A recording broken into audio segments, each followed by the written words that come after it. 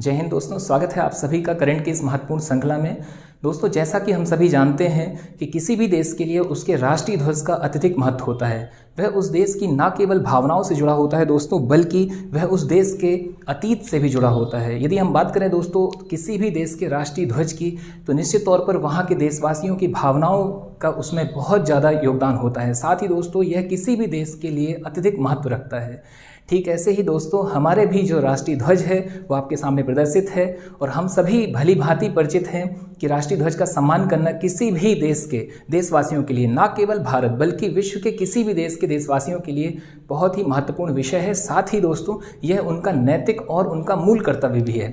तो बात की जाए दोस्तों यदि हमारे भारत सरकार की, तो हाल ही में दोस्तों देखने मिला है कि भारत सरकार के द्वारा राष्ट्रीय ध्वज संहिता 2002 यानी दोस्तों किसमें, फ्लैग कोड ऑफ इंडिया 2002 में कुछ संशोधन किए गए हैं। साथ ही दोस्तों देखने मिला है कि भारत सरकार के स्वतंत्रता के 75वें जो हमारा स्वतंत्रता दिवस होने वाला है, या हमारा जो अमृत महोत्सव चल रहा है भारत सरकार का, इस महोत्सव के अंतर्गत दोस्तों एक अभियान का प्रारंभ किया गया है जिसे हर घर तिरंगा अभियान के नाम से प्रारंभ किया गया है। तो साथ ही दोस्तों हम देखेंगे इस वीडियो के अंतर्गत कि क्या क्या है हर घर तिरंगा अभियान। साथ ही दोस्तों हम देखेंगे कि आखिर क्या है ये जो हमारा संशोधन किया गया है इस भारतीय झंडा संहिता में। तो आइए हम बिना ही समय गवाए इसे प्रारंभ करते हैं दोस्तों। बात की जाए यदि हर घर तिरंगा अभियान की, तो भारत सरकार के संस्कृति मंत्रालय की यह एक योजना है दोस्तों, इसे आप नोट रखिएगा, बहुत महत्वपूर्ण है कि यह किसकी योजना है। तो यह योजना है दोस्तों भारत सरकार के संस्कृति मंत्रालय की। इस अभियान के जरिए दोस्तों क्या किया जा रहा है, तो इस अभियान के जरिए भारत के हर घर पर तिरंगा लहराने का जो है उद्देश्य सामने रखा गया है। ठीक है, तो ये आपके दो महत्वपूर्ण बिंदु यहाँ पर होते हैं कि ये हर घर जो तिरंगा अभियान है ये किस मंत्रालय के अधीन जो प्रारंभ किया गया है, तो भारत सरकार के संस्कृति मंत्रालय की योजना है। साथ ही दोस्तों यह योजना जो है इसका उद्देश्य क्या किया गया है, उद्देश्य क्या है इसके अंतर्गत, तो भारत के हर घर पर तिरंगा लहराने का एक उद्देश्य रखा गया है। अब इसके बाद हम बात करते हैं दोस्तों इस योजना के अंतर्गत जो और सरकार की अपील है, या इस योजना का जो एक उद्देश्य है, यदि हम उसकी बात करें दोस्तों, तो इस योजना का उद्देश्य वास्तव में लोगों के दिलों में देशभक्ति की भावना पैदा करना और राष्ट्रीय ध्वज के बारे में जन जागरूकता का प्रचार प्रसार करना। उम्मीद है आप इस बात को समझ रहे होंगे। हालांकि यह सरकार का कार्य नहीं है, यह तो व्यक्ति के ऑब्वियस सी बात है, ये होना चाहिए अंदर, और ये होता भी है किसी भी देश की यदि हम बात करें। फिर भी दोस्तों यदि हम बात करते हैं हर घर तिरंगा अभियान का उद्देश्य क्या है, तो निश्चित तौर पर इसका उद्देश्य है लोगों के दिलों में देशभक्ति की भावना का प्रचार प्रसार करना, या देशभक्ति की भावना को जागृत करना, और साथ ही साथ में दोस्तों क्या है, तो राष्ट्रीय ध्वज के बारे में जन जागरूकता का प्रचार करना।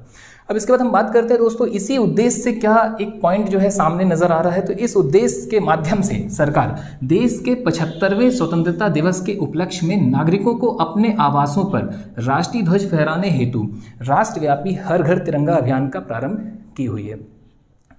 अर्थात दोस्तों यहाँ पर हम इससे क्या समझ रहे हैं, ये बहुत महत्वपूर्ण फैक्ट है कि भाई सरकार की एक पहल है, और इस पहल के अंतर्गत क्या किया जा रहा है कि राष्ट्रव्यापी स्तर पर हर घर पर एक तिरंगा फहराया जाए। यह इस योजना के अंतर्गत एक थीम रखी गई है कि भाई ऐसा ऐसा हमें करना है। अब इसके बाद हम बात करते हैं दोस्तों सरकार की अपील क्या है इस योजना के अंतर्गत। सरकार के मेन जो हम बात करें एक उनका एम, ठीक है, उसका उद्देश्य क्या है इस योजना का, तो दोस्तों इस सरकार की अपील है कि 13 से 15 अगस्त, नोट कर लीजिएगा, बहुत महत्वपूर्ण है, करंट का बहुत महत्वपूर्ण टॉपिक है ये। सरकार की अपील है कि 13 से 15 अगस्त के मध्य 20 करोड़ से अधिक घरों में तिरंगा फहराया जाए। यानी जो टारगेट रखा गया है दोस्तों वो कितना रखा गया है, तो वो रखा गया है 20 करोड़ से अधिक घरों पर तिरंगा झंडा फहराने का। फिर इसके बाद दोस्तों हम बात करते हैं यदि हम कुछ और महत्वपूर्ण बिंदुओं की ओर चलें दोस्तों, तो अगला हमारा यहाँ पर पॉइंट है कि आज़ादी के अमृत महोत्सव में, ठीक है, गौरतलब है कि आज़ादी के अमृत महोत्सव के तहत संस्कृति मंत्रालय के द्वारा ही 11 अगस्त से 17 अगस्त तक स्वतंत्रता सप्ताह के रूप में सेलिब्रेट किया जाएगा।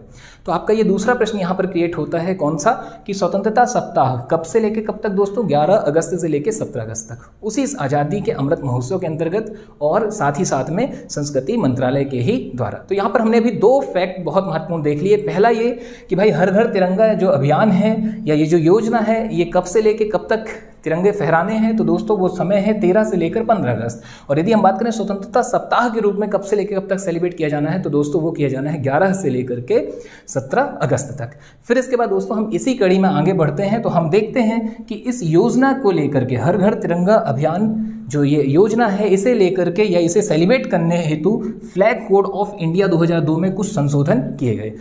तो यहाँ पर दोस्तों बहुत महत्वपूर्ण ये हो जाता है कि हम इस योजना के साथ साथ में, योजना के महत्वपूर्ण बिंदु तो हमारे नज़र के सामने ही हैं, साथ ही साथ में दोस्तों हम ये जानें कि आखिर क्या है फ्लैग कोड ऑफ इंडिया 2002।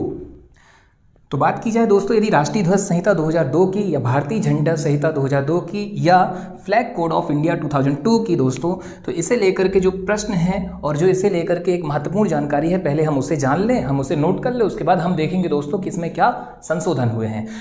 तो बात की जाए दोस्तों यदि इसके लागू होने की तिथि की, तो इसकी लागू होने की तिथि है 26 जनवरी 2002। बहुत महत्वपूर्ण, 26 जनवरी 2002 को राष्ट्रीय ध्वज संहिता 2002 जो है दोस्तों ये क्या हुई, लागू हुई। अब ये महत्वपूर्ण है भाई, ये हम जान लें कि इसके अंतर्गत हुआ क्या, ठीक है, क्या महत्वपूर्ण पहलू हैं। तो बात की जाए इसमें दोस्तों क्या है, तो इसमें राष्ट्रीय ध्वज को फहराने से जुड़े जो भी नियम हैं, जो भी उसके रीति रिवाज हैं या जो भी औपचारिकताएं हैं तथा निर्देश वगैरह हैं, इन सभी के बारे में इसमें बतलाया गया है, ठीक है।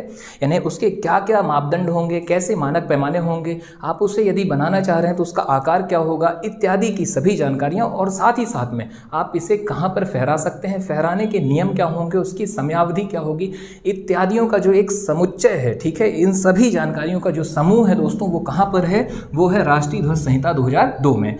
और हमने देखा कि हाल में ही केंद्र सरकार के द्वारा एक अभियान, एक योजना को लेकर के, कौन सी अभियान, इसका कौन सी योजना दोस्तों, तो वो है हर घर तिरंगा अभियान को लेकर के इसमें कुछ संशोधन किए गए हैं। तो यदि हम उन संशोधनों की बात करें दोस्तों, तो उन संशोधन से पहले जो है हम ये जान लें कि लोगों में इसमें क्या स्थितियां थी दोस्तों। तो दरअसल में लोगों में दोस्तों भ्रम की स्थिति थी। लोगों का ये मानना था कि जो सरकार ये तिरंगा योजना ला रही है कि हर घर तिरंगा, ये पहली बार हमें अधिकार मिल रहा है। यानी दोस्तों यहाँ पर लोगों को एक भ्रम की स्थिति विद्यमान थी। उनका ये मानना था कि शायद ये अधिकार हमारे पास पहले नहीं था, ये हाल में ही हमें ये अधिकार प्राप्त हो रहे हैं कि हम हर घर में तिरंगे जो है फहरा सकते हैं।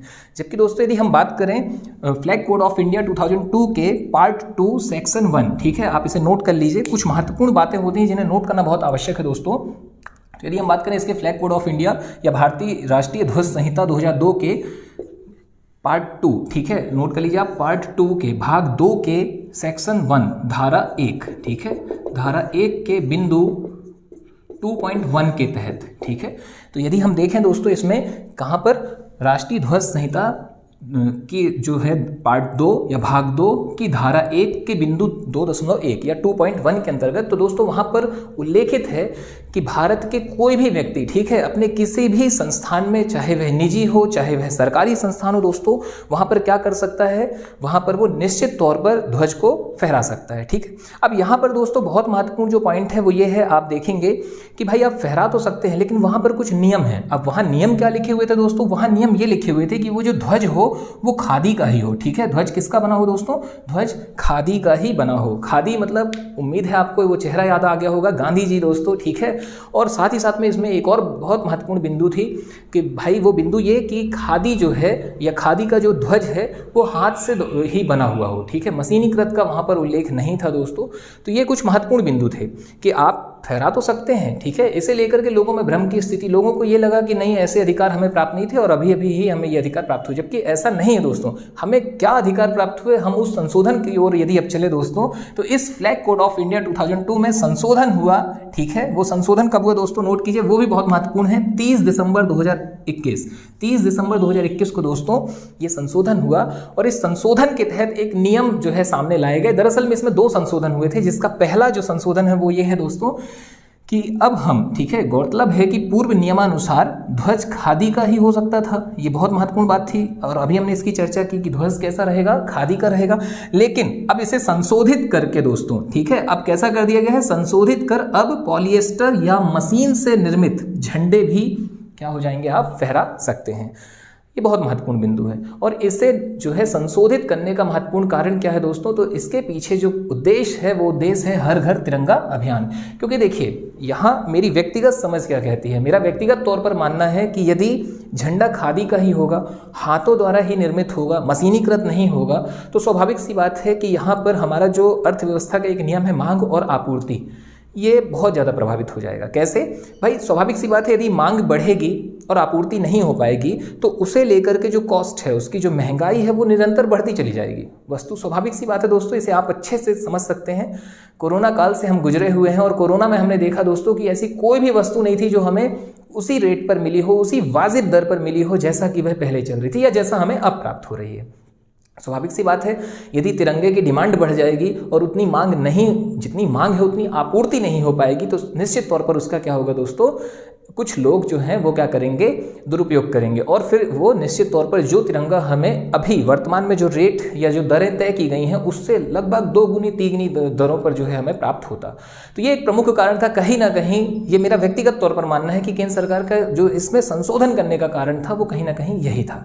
और इसके अंतर्गत अब दोस्तों देखिए क्या होता है, अब यदि मशीनीकृत झंडे हम ले सकते हैं, ठीक है, या फहरा सकते हैं, या बात की जाए पॉलिएस्टर द्वारा निर्मित, यदि पॉलिएस्टर की भी यदि हम बात करें दोस्तों तो ये खादी से सस्ता पड़ेगा, पहली बात। दूसरी चीज, खादी की तुलना में इसमें श्रम और पूंजी दोनों भी क्या होंगी दोस्तों, कम आएंगी, ठीक है, कम लागत लगेगी, क्योंकि मशीनीकृत है, मशीन से आप बनवा सकते हैं, ठीक है, मशीन से बन रहा है।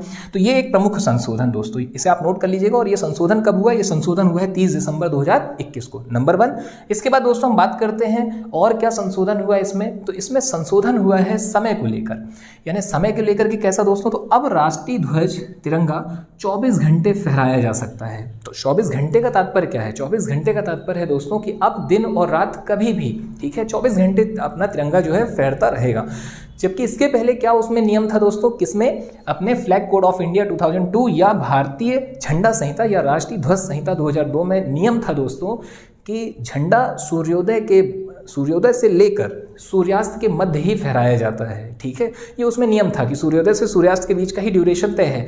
लेकिन अब क्या कर दिया गया है दोस्तों, इसमें संशोधन कर दिया गया है, क्योंकि भाई हर घर पर जब तिरंगा लहराना है तो उसको लेकर के 2 प्रकार की जो बातें थी उसे पहले ही संशोधित कर दिया। पहला कि 24 घंटे आप फहरा सकते हैं, और दूसरी चीज़ कि झंडा जरूरी नहीं, आवश्यक नहीं कि खादी द्वारा निर्मित ही हो, पॉलिएस्टर का भी हो सकता है। इसके बाद दोस्तों यहाँ पर एक और महत्वपूर्ण बिंदु है जो आप नोट कर लीजिएगा, जीएसटी को लेकर के, कि जो झंडा होता है दोस्तों यह जीएसटी फ्री होता है, इसमें किसी भी प्रकार का जीएसटी नहीं लगता है। फिर इसके बाद दोस्तों हम बात करते हैं, एक महत्वपूर्ण तथ्य यहाँ पर आपके लिए है, वो ये है कि बात की जाए यदि दोस्तों खादी वाले झंडे की, तो 2006 से, ये इंपॉर्टेंट है, ठीक है, आप इसे नोट कीजिए, 2006 से KKGSS कर्नाटका या कर्नाटक खादी ग्रामोद्योग संयुक्त संघ, कर्नाटक खादी ग्रामोद्योग संयुक्त संघ जो है KKGSS, इसे 2006 से ये अधिकार प्राप्त थे, या इसे ये प्रमाणित कर दिया गया था, या इसी के अधिग्रहण में ही क्या हो रहा था, झंडा तैयार हो रहा था या ध्वज तैयार हो रहा था। यानी कि हम बात करें तो केवल और केवल एक ही जगह थी, ठीक है, कौन सी जगह दोस्तों, KKGSS कर्नाटक खादी ग्रामोद्योग संयुक्त संघ, जहां पर राष्ट्रीय ध्वज हमारा क्या हो रहा था दोस्तों, तैयार हो रहा था। तो ये भी एक महत्वपूर्ण पॉइंट हो गया। लेकिन अब क्या होगा, मशीनीकृत है दोस्तों, तो अब जगह जगह, ठीक है, अब लगभग हर जगह की जो मिलें हैं या हर जगह की जो मशीनीकृत जगह है वहां पर क्या हो रहा है दोस्तों, ये तिरंगा झंडा हमारा तैयार हो रहा है। तो ये भी एक आपका महत्वपूर्ण बिंदु हो सकता है एग्जाम के लिहाज से। इसके बाद दोस्तों हम आगे चर्चा करते हैं, बहुत महत्वपूर्ण जो है हमारा, अच्छा एक और बहुत यहाँ पर आपको इंपॉर्टेंट जानकारी देनी थी, वो ये है कि भाई आप एक फैक्ट और नोट करें। जैसे आपने यहाँ पर 2 फैक्ट देखे, एक फैक्ट आपका क्या है, 13 से 15 अगस्त तक है ये हर घर तिरंगा अभियान, दूसरा स्वतंत्रता सप्ताह इंपॉर्टेंट है 11 अगस्त से लेके 17 अगस्त तक। ऐसे ही दोस्तों एक और तथ्य है, वो तथ्य है आपका कि भाई 2 अगस्त 2022 को राष्ट्रीय ध्वज निर्माता पिंगली वेंकैया, ठीक है, जिन्होंने क्या किया, हमारे इस ध्वज का निर्माण किया है पिंगली वेंकैया साहब, ठीक है, उनके 146वें जन्मदिन के अवसर पर नई दिल्ली में तिरंगा उत्सव का आयोजन किया गया। ये भी आपका तीसरा महत्वपूर्ण तथ्य है यहाँ पर। इसके बाद दोस्तों हम बात करते हैं कुछ और महत्वपूर्ण जो हमारे तथ्य, जैसे कि एग्जाम्पल के लिए यदि हम बात करें कि झंडा फहराते समय हमें किस चीज़ के ध्यान या किसका सावधानी रखनी चाहिए, हमें बहुत इंपॉर्टेंट है कि हम ध्यान रखें तिरंगा फहराते समय। तो महत्वपूर्ण क्या है दोस्तों, तो सबसे पहले यदि हम बात करें तो झंडा फहराते समय जो झंडा है हमें ये चेक कर लेना चाहिए, भली भांति इस बात को जो है पहले से ही समझ लेना चाहिए कि क्या ये झंडा उचित आकार का है या नहीं है, और इसका आकार कितना होना चाहिए आप कमेंट बॉक्स में बताइए। इसके बाद यदि हम बात करते हैं दोस्तों, तो झंडा फहराते समय कभी कभी कुछ छोटी छोटी जो है गलतियां हो जाती हैं। जैसे यदि हम इसके रंग को लेकर के बात करें दोस्तों, इसका जो क्रम है कलर का ऊपर ही होना चाहिए केसरिया, कई बार गलती से झंडा उल्टा भी फहरा दिया जाता है, तो ये भी हमें ध्यान रखना चाहिए। इसके बाद यदि हम बात करते हैं दोस्तों, तो झंडा सदैव सम्मानजनक तरीके से फहराया जाना चाहिए, अर्थात कभी भी ऐसा नहीं होना चाहिए कि झंडा किसी भी प्रकार से मैला हो, ठीक है, या कटा फटा हो, तो ऐसे झंडे नहीं फहराना चाहिए। साथ ही हमें यह भी ध्यान रखना चाहिए दोस्तों यहाँ पर कि झंडा जो है हमारा वो उसके साथ में ही किसी दूसरे झंडे को हमें नहीं फहराना चाहिए, और यदि कोई दूसरा झंडा फहराया जाता है तो हमारा जो झंडा है दोस्तों देश का, वो सबसे ऊपर होना चाहिए। किसी भी धर्म, किसी भी संप्रदाय के झंडे की यदि हम बात करते हैं दोस्तों, किसी भी पार्टी के झंडे की बात करते हैं, तो वो झंडा हमारे राष्ट्रीय ध्वज से नीचे ही होना चाहिए, अर्थात हमारा राष्ट्रीय ध्वज ही सबसे ऊपर होना चाहिए। तो उम्मीद है दोस्तों आपको ये जो हमारी एक सीरीज़ है करंट की, ये ठीक लग रही होगी दोस्तों, और अगर वीडियो ठीक लगे तो वीडियो को शेयर जरूर कीजिए। धन्यवाद। मुलाकात अगली वीडियो में। जय हिंद, जय भारत।